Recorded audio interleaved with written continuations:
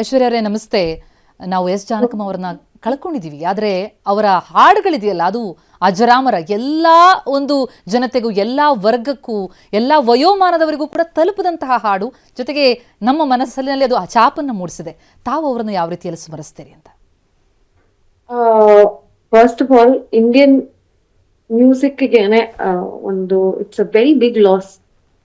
ಯಾಕಂದ್ರೆ ಇವಾಗ ತಾನೇ ಒಂದು ಕಡೆ ನೋಡ್ತಾ ಇದ್ದೆ, ಅಂದ್ರೆ ಜಾನಕಿ ಅಮ್ಮ ಸ್ಟಾರ್ಟ್ ಮಾಡಿದ್ದೆ 1957 ಅಲ್ಲಿ ಅಂತ.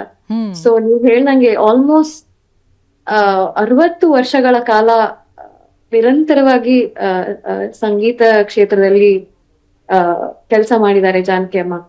ಸೊ ಏನ್ ಹೇಳೋದು, I'm at a loss of words. ನಾನು ಫಿಲ್ಮ್ ಮ್ಯೂಸಿಕ್ಗೆ ಇಂಟ್ರೊಡ್ಯೂಸ್ ಆಗಿದ್ದೆ ಜಾನಕಿ ಅವರ ಸಾಂಗ್ಸ್ ಇಂದ. ಸೊ ನಮ್ಮ ಮನೆಯಲ್ಲಿ ಒಂದಷ್ಟು ಎಸ್ ಜಾನಕಿ ಅವರ ಸಿಡೀಸ್ನೇ ತಂದು ಅಷ್ಟು ಹಾಡುಗಳನ್ನ ಕಲ್ತಿದ್ದೀನಿ. ಎಲ್ಲಾ ಹಾಡು ಕಲ್ತಿರೋದು ಎಸ್ ಜಾನಕಿ ಅವರ ಹಾಡುಗಳನ್ನೇ.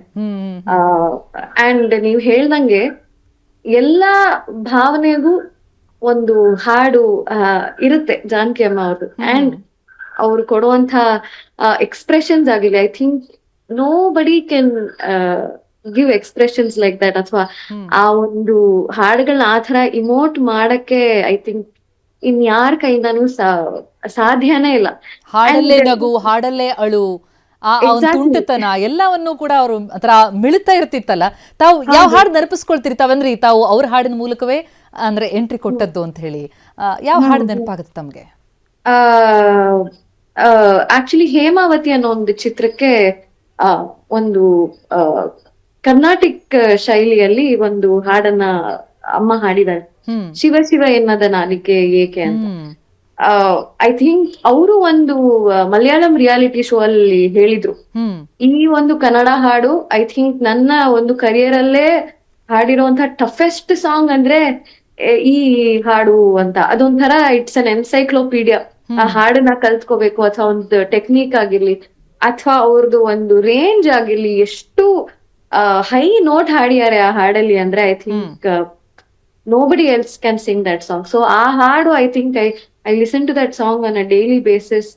And ನನ್ನ ಕೈಲಿ ಆದಷ್ಟು ಹಾಡನ್ನ ಕಲ್ತ್ಕೊಳಕ್ಕೆ ಪ್ರಯತ್ನ ಮಾಡಿ ಹಾಡಕ್ಕೆ ಪ್ರಯತ್ನ ಮಾಡ್ತಿರ್ತೀನಿ ಯಾವಾಗ್ಲೂ. ಅಂಡ್ ಐ ಥಿಂಕ್ ಜಾನಕಿ ಅಮ್ಮ ನಮ್ನ ಬಿಟ್ಟಿದ್ರು ಅವ್ರ ಹಾಡುಗಳು ಐ ಥಿಂಕ್ ನಾವು ಹೋಗೋ ತನಕನೂ ಅವ್ರ ಹಾಡುಗಳನ್ನ ನಾವು ಹಾಡ್ತಾ ಇರ್ತೀವಿ. ಸೊ ಐ ಥಿಂಕ್ ನಿಜ.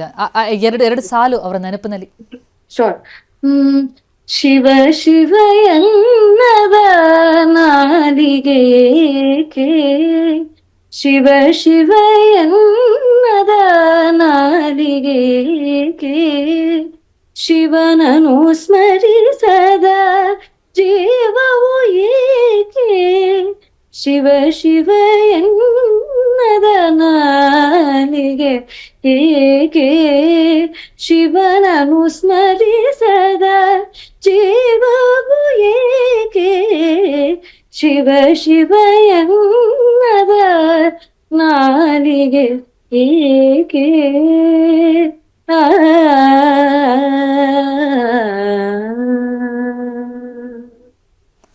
ಅವ್ರ ಹಾಡೇ ಒಂದು ಅಧ್ಯಯನ ಅಂತ ಅಂತಾರೆ.